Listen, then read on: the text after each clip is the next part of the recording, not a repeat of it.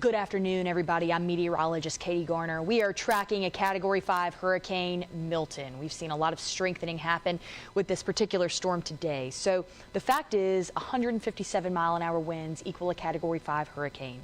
We've gotten there quick since I've come on the air this morning. And we've got 160-mile-an-hour winds, but this is more impressive, 190-mile-an-hour wind gust, okay? So we got to take this seriously. Pressure is continuing to drop. So a couple of things. This storm is smaller than Helene, not in a way that it's going to be less impactful. In fact, in ways it could be worse for some.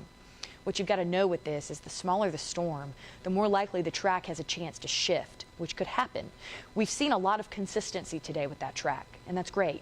But what we're also seeing is the speed and strength changing quickly. So that has to do with the pressure changing, the warm waters, the size of the storm, and then, of course, the slow movement here at only 9 miles an hour. So you'll see the track here. It stays at Cat 5 really through tomorrow morning. And then by tomorrow evening, we drop back to a Cat 4 into Wednesday morning. We're still at a Category 4. And then we make landfall likely as a Category 3 by Wednesday night. So this will be an overnight event. Okay, and that's why I want you to prepare now. And we're going to be very calm, and we're going to get you prepared. I care about you. You are why we are in business. You are why we care about tracking this. Your safety is my primary concern. Okay, so this thing is going to trek across the state as a Category 1 by Thursday morning. By Thursday morning, this is out of here. Nonetheless, some of those outer bands will still be producing some of that rain. Now, you're probably wondering today, hey, what's bringing some of those showers? Well, it's actually a low pressure system that's very disorganized out in the Gulf. It's not Milton, okay? But the issue is, and I've gotten many questions from my friends and family even that I have in Jacksonville, and they say, should we evacuate? Are we going to get a time that it's dry to do that? The thing is this, I think some evacuation zones, primarily on the coast and then up through parts of Jacksonville, could see their evacuations go off a little later on into this storm. Get an early start. Do what you feel safe doing. But I'm going to tell you this much, okay? Milton's going to come up. We're not really going to have a dry spell because we do have this disorganized low pressure system. As that moves in, it's going to continue to bring us showers. So you have to think about that saturation compared to the 7 inches or more we could get. Now, this is the catch. We've got a front right here that's coming down. So people have asked, hey, is this storm, could it curve up?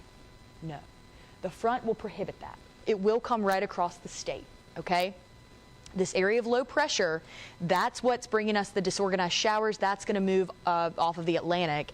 And then we are going to see Milton come through, and that's where these rainfall totals come in. Now, okay, Georgia, I want to talk to you about this because when we come on with that storm, and we're really tracking it coming through Florida, bringing 7 inches, we may not talk about you as much. You're like the lucky girl in high school that doesn't get talked about because she's popular. You are going to be a popular place for people to go should they have to evacuate in this storm. You got about 1.25 inches to 2 inches to 2.5 inches of rain expected through this storm. So while we may not talk about you, we care about you. And if you have questions, email us. It's not that we're not talking about you because we don't want to. We're not talking about you because, frankly, we don't have to. And that's good news. 7 inches of rain from St. Mary's down to Palatka and to Palm Coast, St. Augustine, Mayport, and Jacksonville. I believe this row in the coast toward Jacksonville could see some of those evacuation zones put in place. Take a look with me into tomorrow. You've got some more of those light showers coming in both off the Atlantic and then with that system. Then these bands from Milton come in. There's the eye. And then you see a lot of this rain coming in over Wednesday night. So this is an overnight event yet again, and it'll continue through Wednesday morning and then be out of here by Thursday, okay? So today, let's take a look at this. We've got an aerial flood watch. It expires Thursday at 6 p.m., okay? And that's because we've had a lot of moisture, right? A lot of moisture.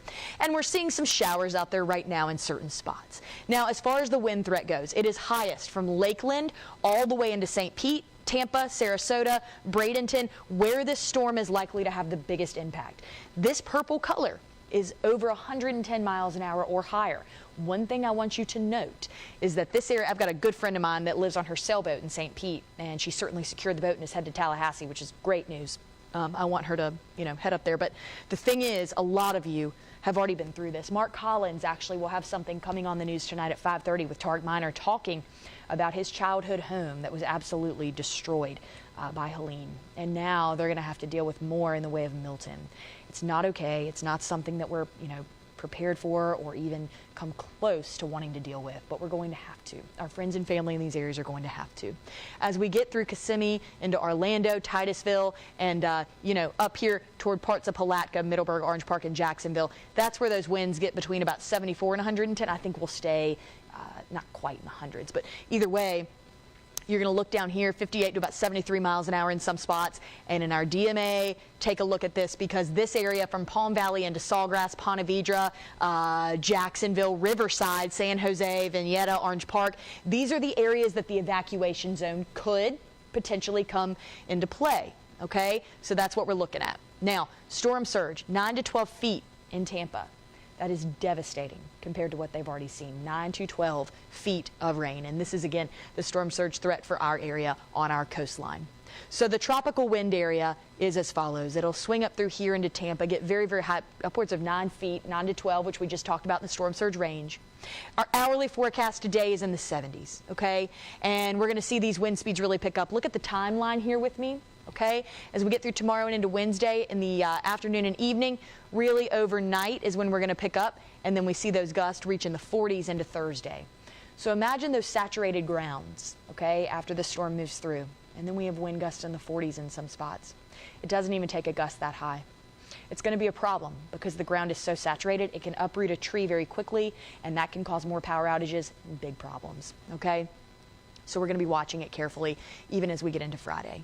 So, as we get into the tropical models, many of them in agreement of where this could potentially make landfall. If the track shifts north at all, that could put us in more of harm's way. Could. And Richard Dunn will be in, Chief Meteorologist Richard Dunn, tracking this for you. Michelle McCormick will be in with him as days to come, and Mark Collins and I will be working together in days to come to track this storm as a team. Future Track is going to show you that, yes, we certainly have a lot we need to look out for. This is Mark's forecast. It's very consistent. I wanted to go ahead and lead with this. We really go off of the same forecast, but I felt that it was consistent, and you should see it. We're in the 80s, digressing into the 70s because that rain really cools us down. Once the storm finishes into the weekend, you'll have sunshine with a lot of cleanup for your friends and family to do. Stay with us. We've got more throughout the afternoon, evening, and in the days to come. I'm meteorologist Katie Garner, right here on News4JAX, on air and online.